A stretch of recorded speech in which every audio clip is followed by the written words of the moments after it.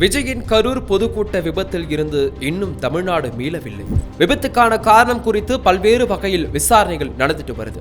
இப்படிப்பட்ட சூழல்ல சமூக வலைதளங்களிலும் பல்வேறு கருத்துக்கள் பகிரப்பட்டு வருது. தமிழ்நாட்டின் எந்த ஒரு அரசியல் கூட்டத்திலும் இப்படி ஒரு சம்பவம் நிகழ்ந்ததில்லை என்று குறிப்பிடும் பலர் இது போன்ற சம்பவம் இனி நடைபெறாமல் தடுக்க வேண்டும் என கோரிக்கையும் வச்சுட்டு வராங்க.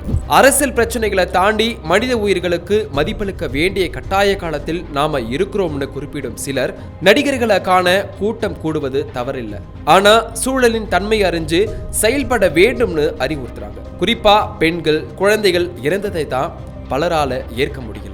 கூட்டம் மிகுந்த இடங்களுக்கு குழந்தைகளை ஏன் கூட்டிட்டு போகணும்னு கோபத்தோட கேட்கிறாங்க.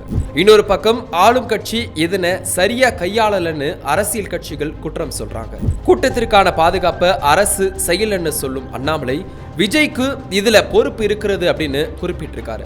சினிமா நடிகரோ அரசியல் தலைவரோ யார் பின்னால் சென்றாலும் நம்முடைய பாதுகாப்பு முதன்மையானது என்பதை பலர் உணர இது ஒரு பாடம்னு சொல்றாங்க. டிஜிட்டல் மீடியா வளர்ந்துள்ள இந்த காலத்திலும் முன்னேறிய மாநிலம்னு பெயரை கொண்ட தமிழ்நாட்டிலும் நடந்துள்ள இந்த சம்பவம் துயரத்தோடு தலைகுனிவையும் ஏற்படுத்தியுள்ளதாகவும் பலர் வருத்தம் தெரிவிக்கிறாங்க. பிரதமர் மோடி, எதிர்க்கட்சி தலைவர் ராகுல் காந்தி, முதலமைச்சர் மு.க. ஸ்டாலின் பலரும் வருத்தம் தெரிவித்தாங்க. விதிகளை கடைபிடிக்காம இப்படி ஒரு விபத்து நடந்துள்ளதா அமைச்சர் அன்பில் மகேஷ், செந்தில் பாலாஜி கலங்கியது கவனிக்க வச்சது.